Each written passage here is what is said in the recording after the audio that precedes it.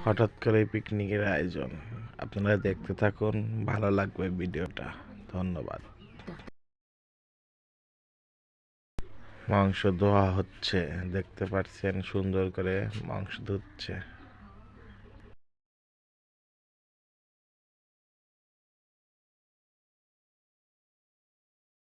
পেঁয়াজ কাঁচামরিচ কাটা হয়ে গেছে, এবার চুলায় আগুন দেওয়া হবে। আজকের রান্নাটা অনেক মজা হবে ইনশাল্লাহ, দেখেই মনে হচ্ছে।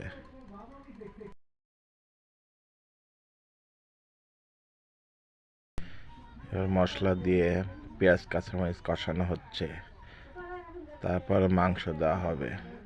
দেখতে পাচ্ছেন কি সুন্দর কালার মশলার, সব বাটা মশলা।